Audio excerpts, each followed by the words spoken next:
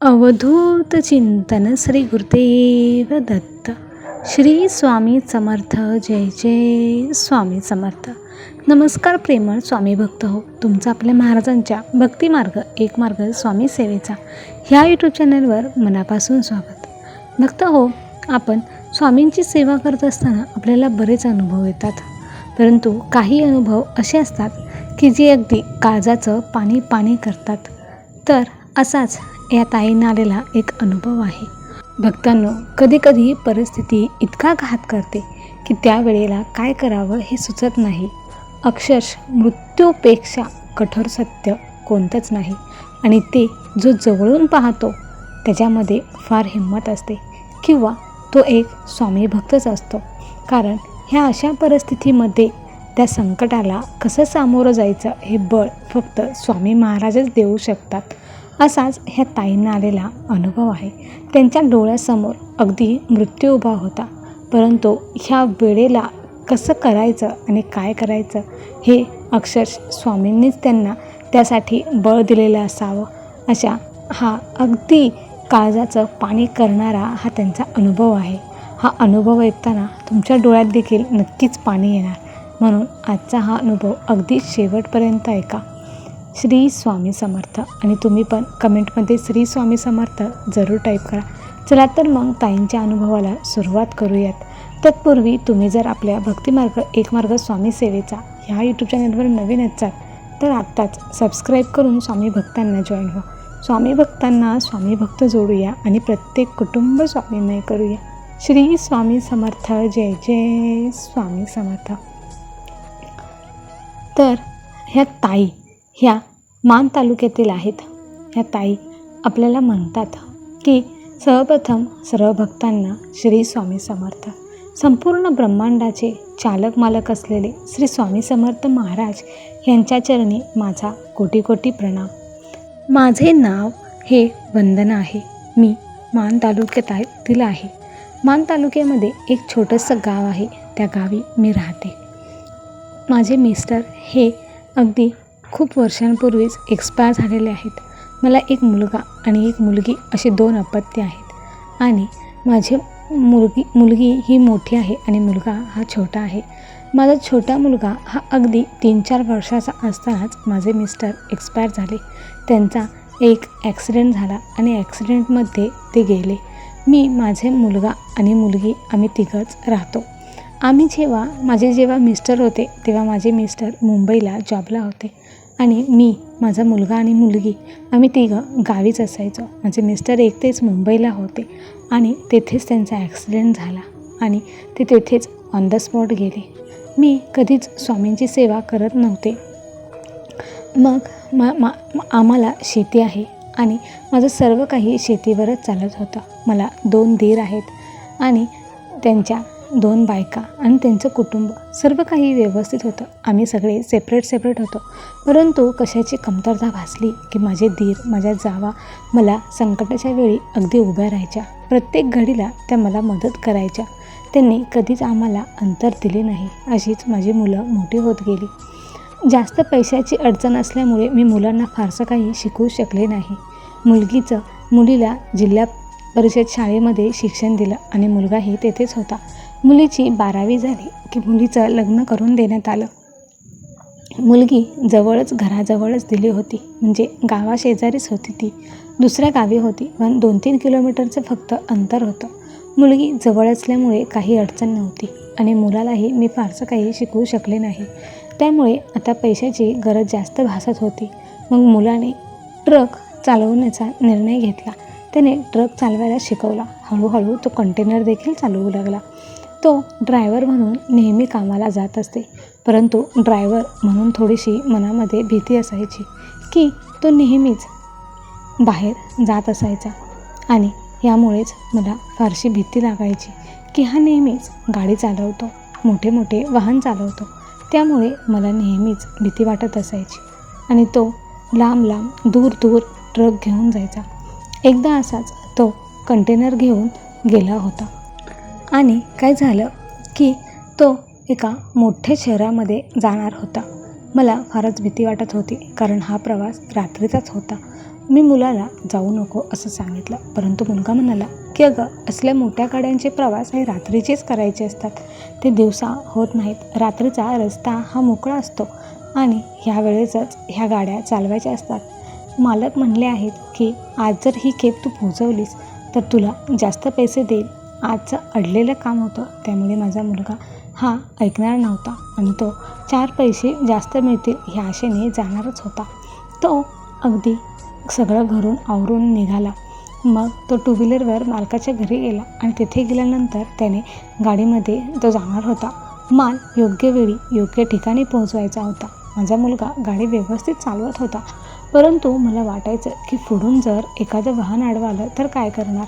आपण कितीही व्यवस्थित असलो तरी पुढचा जर आडवा आला तर काय करणार. मला त्या दिवशी फारच भीती वाटत होती. मला काय करावं काहीच समजत नव्हतं. मग काय झालं की असाच माझा मुलगा निघून गेला आणि मी घरी एकटीच होते. मग मला आज फारच भीती वाटत होती. मुलगा वारंवार जात असते, परंतु आज का कोणास ठाऊक जास्तच मनाला घोर लागला होता. मुलगा निघून गेला. अगदी मला आज एक मिनिटसुद्धा खूप मोठा वाटत होता. वेळ जाता जात नव्हता. मग अशीच माझी विचार करत करत झोप लागली आणि माझा मुलगा तिकडे घाटामध्ये गाडी चालवत होता. परंतु त्याला का कोणास ठाऊक गाडी चालवताना असं जाणवलं की पुढे एक मोठी गाडी उभी आहे, परंतु ती बऱ्याच अंतरावर आहे असं त्याला वाटलं. परंतु ती गाडी बऱ्याच अंतरावर नसून अगदी त्याच्या जवळच उभा होती, परंतु ती त्याला अगदी लांब आहे असं भासलं आणि त्याने गाडीला ब्रेक दिलाच नाही. आणि जसा जसा तो पुढे गेला तसं तसं त्याला कळलं की ही गाडी अगदी आपल्या काहीच अंतरावर आहे. हे कळेपर्यंत त्याला तो गाडीचा ब्रेक काही दाबता आला नाही आणि त्याची गाडी ही डायरेक्ट त्या समोरच्या गाडीवर जाऊन धडकली. ती गाडीचा ऑलरेडीच ॲक्सिडेंट झाला होता आणि ती त्याच अवस्थेमध्ये अगदी आडवी उभा होती आणि ह्याची गाडी पूर्णपणे त्या गाडीवर जाऊन धडकली. संपूर्ण त्या गाडीच्या समोरच्या काचा फुटल्या आणि त्या काचा पूर्ण माझ्या मुलाच्या संपूर्ण पुढच्या शरीरामध्ये घुसल्या. अगदी छातीमध्ये, मांडीमध्ये, चेहऱ्यामध्ये सगळीकडे फक्त काचाच होत्या आणि तो खूपच अगदी जखमी झाला. त्याला आणि तो गाडी कल्ल्यामुळे गाडीच्या त्या खिडकीतून तो बाहेर पडला. अगदी रस्त्यावरती तो रक्ताच्या थारोळ्यात पडला होता. रात्रीची वेळ असल्यामुळे तिथून कोणीही येत जात नव्हतं आणि घाट असल्यामुळे तिथून आता फारशी लोकांची वर्दळ होत नव्हती. त्यामुळे माझा मुलगा तेथेच रक्ताच्या थारोळ्यात पडलेला होता आणि इकडे मला अचानक जाग आली. मला फारच भीती वाटू लागली. आईचं आणि मुलाचं एक वेगळंच कनेक्शन असतं, त्यामुळे कदाचित माझा मुलगा तिथे रक्ताच्या थारोळ्यात पडलेला असल्यामुळे इकडे मला जाग आली असावी असं मला वाटलं आणि म्हणून मी लगेच मुलाला फोन केला, परंतु मुलाने काही केलं, फोन उचलला नाही. मला तर काय करावे काही समजत नव्हतं की मुलगा नेहमी फोन केला की लगेच उचलत होता, परंतु आज हा का उचलत नाही मला काहीच कळत नव्हतं. आणि मी देवाजवळ गेले आणि देवाचा धावा करू लागले. मग अचानक घाटामध्ये कोणती तरी मोठी दुसरी गाडी आली आणि त्यांनी माझ्या मुलाला पाहिलं. त्यांना तसंच उचलून ते दवाखान्यामध्ये घेऊन गेले आणि दुसऱ्या दिवशी सकाळी मला फोन आला की तुमच्या मुलाचा फार मोठा ॲक्सिडेंट झालेला आहे आणि त्याला पुण्यामध्ये ॲडमिट केलेलं आहे. मी लगेचच माझ्या दिरांना सांगितलं आणि आम्ही लगेचच हॉस्पिटलला निघालो. हॉस्पिटलला गेल्यानंतर आम्हाला समजलं की माझ्या मुलाची वाचण्याची शक्यता फारच कमी आहे. डॉक्टरांनी त्याला ॲडमिट करून घेतलेलं आहे, परंतु तो वाचेल की नाही ह्याची काहीच गॅरंटी नाही. कदाचित 90% तो आता चालू शकणार नव्हता आणि जरी तो वाचला तर त्याला काहीच करता येणार नव्हते. मला तर काही समजत नव्हते. त्याने त्याचे दोन्ही पाय गमावलेले होते, परंतु आता तो वाचेल ह्याचीसुद्धा काही गॅरंटी नव्हती. मला तर काय करावे काही सुचत नव्हते. अगोदरच मला मिस्टरसुद्धा नव्हते आणि आता माझा मुलगासुद्धा देव माझ्याकडून हिरावून घेत होता. मी तिथेच देवाचा धावा करू लागले. मग का कोणास ठाऊक दवाखान्यामध्ये तिथेच अजून एक पेशंट होते. त्यांची ज्यासोबत ज्या होत्या त्या ताई माझ्या जवळ आल्या आणि मला म्हणाल्या की कुठले आहात तुम्ही, काय झालं आहे. तेव्हा मी त्यांना घडलेला सर्व प्रकार सांगितला. त्यांनी मला सांगितलं की तुम्ही स्वामींची सेवा करा, बघा तुमच्या मुलाला लवकरच फरक पडेल. मी दवाखान्यातच होते. पुण्यामध्ये आमचं कोणच नसल्यामुळे आता तिथे माझी फारच अडचण होत होती. जे काही आम्हाला खायला प्यायला लागत होतं ते मी तेथेच हॉटेलमधून घेत होते. पैशाची फारच अडचण होती, परंतु मुलगा गव्हर्नमेंट हॉस्पिटलमध्ये असल्यामुळे पैसे फक्त आम्हाला खाण्यापिण्यापुरतेच लागत होते. मुलगा तर काहीच खात नव्हता. फक्त माझ्या एकटीपुरताच जे काही खर्च होता तो होत होता आणि मुलगा ह्या अवस्थेत असल्यामुळे माझीसुद्धा भूक तहान सर्व काही हरवून गेलेली होती. मी त्या ताईंनी सांगितलेल्यावरती थोडासा विचार केला. मी दररोज बाहेर बाकडावरच बसून असायचे. मुलगा ICUमध्ये होता. तो काहीच रिस्पॉन्स देत नव्हता. डॉक्टर त्यांचे सगळा प्रयत्न करत होते. दुसऱ्या दिवशी त्याचं मोठं ऑपरेशन होतं. डॉक्टर म्हणाले की पायाचं आपण काहीतरी करू शकतो. मोठं ऑपरेशन झालं की तुम्हाला समजेल की तुमचा मुलगा चालू शकतो की नाही ते.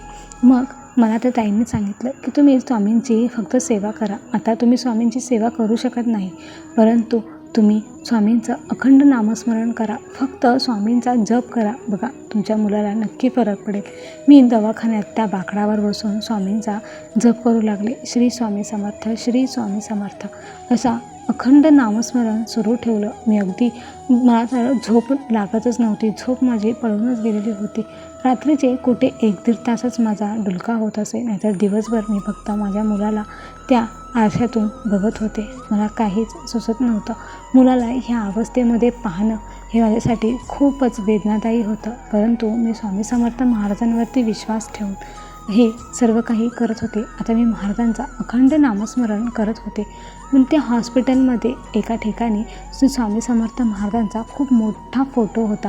मी त्या फोटोजवळ जाऊन रोज महाराजांना विनंती करत होते. आता दुसऱ्या दिवशी माझ्या मुलाचं मोठं ऑपरेशन होतं. ऑपरेशनसाठी बाहेरून डॉक्टर आले होते. माझ्या मुलाचं ऑपरेशन चालू झालं. मी त्या फोटोसमोर जाऊन पुन्हा एकदा महाराजांना विनंती केली की महाराज माझ्या मुलाला फरक पडू द्या. आणि मी महाराजांचं अखंड नामस्मरण चालूच ठेवलं.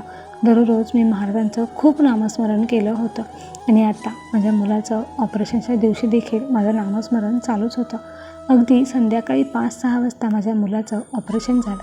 डॉक्टरांनी बाहेर आले आणि सांगितलं की तुमचा मुलगा थोड्या दिवसांनी नक्कीच चालू शकतो, परंतु जास्त काही त्याला ओझं झेपणार नाही किंवा तो मोठी जड कामे आता करू शकणार नाही. मला तर काहीच हरकत नव्हती. माझा मुलगा चालला तरी बरं होईल असं मला वाटत होतं.